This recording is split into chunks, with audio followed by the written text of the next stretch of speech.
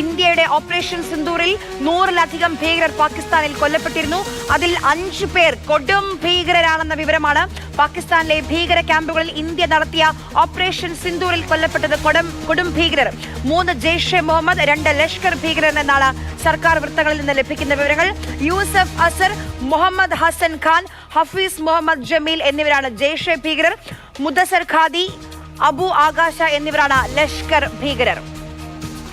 കൂടുതൽ വിവരങ്ങളുമായി പി ബസന്ത് ചേർന്നുണ്ട്. ബസന്ത്, ഇപ്പോൾ വളരെ പ്രധാനപ്പെട്ട ഒരു വിവരമാണ് പുറത്തുവരുന്നത്. ഈ 100-ലധികം കൊടും ഭീകരരാണ് എന്നുള്ള വിവരമാണ് പുറത്തുവരുന്നത്. അതും ലഷ്കർ ഭീകരർ, അതേപോലെ തന്നെ ജെയ്ഷെ മുഹമ്മദ്, ഈ ഭീകര സംഘടനകളിൽപ്പെടുന്ന കൊടും ഭീകരരാണ് കൊല്ലപ്പെട്ടിരിക്കുന്നത് എന്നുള്ളതാണ് വിവരം.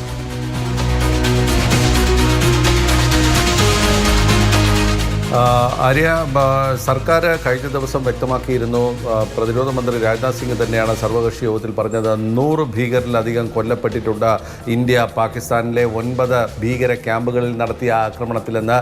ഇപ്പോൾ സർക്കാർ തന്നെ പുറത്തുവിട്ടിരിക്കുന്ന വിവരം അനുസരിച്ചിട്ടാണെങ്കിൽ ഇതിൽ 5 പേർ, അതായത് ഈ 100-ൽ 5 എണ്ണം കൊടും ഭീകരരായിരുന്നു എന്നുള്ളതാണ് ഇപ്പോൾ സർക്കാർ പുറത്തുവിട്ടിരിക്കുന്ന വിവരം.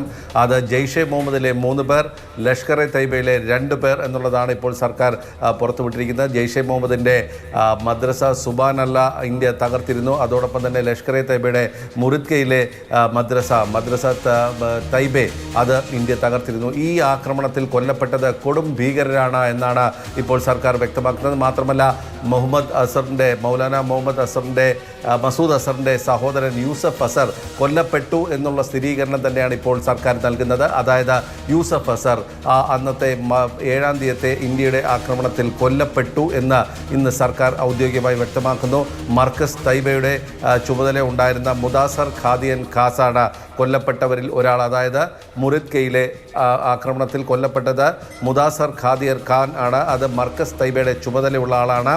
പാകിസ്ഥാൻ ആർമി ഔദ്യോഗിക ബഹുമതികളോടെയാണ് ശവസംസ്കാരം നടത്തിയത് എന്നുള്ളതാണ് പാകിസ്ഥാൻ സേനാ മേധാവിയുടെയും അതോടൊപ്പം തന്നെ പഞ്ചാബ് മുഖ്യമന്ത്രി മറിയം നവാസിൻ്റെയും പേരുകളിൽ റീത്തും അവിടെ വെച്ചിരുന്നു എന്നുള്ളൊരു വിവരം സർക്കാർ പങ്കുവെക്കുന്നുണ്ട്.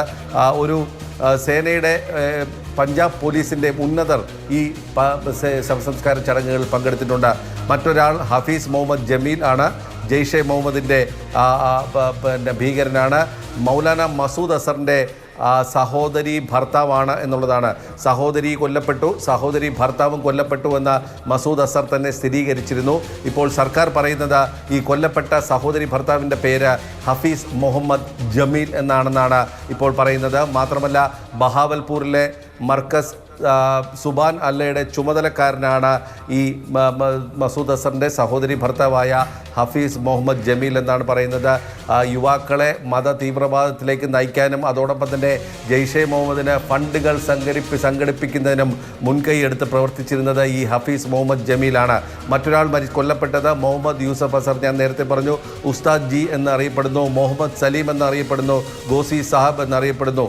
ജെയ്ഷെ മുഹമ്മദിൻ്റെ പ്രവർത്തകരാണ്. മൗലാന മസൂദ് അസറിൻ്റെ ആളാണ്.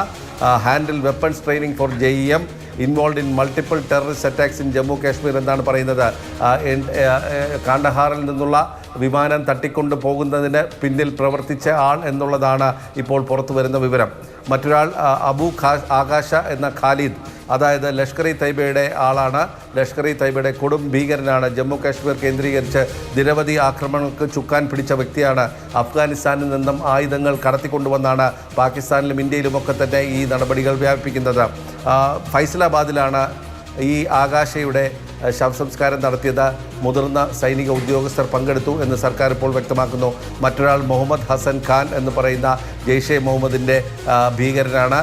മുഫ്തി അക്സർ ഖാൻ കശ്മീരി എന്ന് പറയുന്ന ജെയ്ഷെ മുഹമ്മദിൻ്റെ ഓപ്പറേഷണൽ കമാൻഡറിൻ്റെ മകനാണ്. പാകിസ്ഥാൻ ഓക്യുപ്പൈഡ് കാശ്മീർ, അതായത് പാക് അധീന കാശ്മീർ കേന്ദ്രീകരിച്ചാണ് പ്രവർത്തിക്കുന്നത്.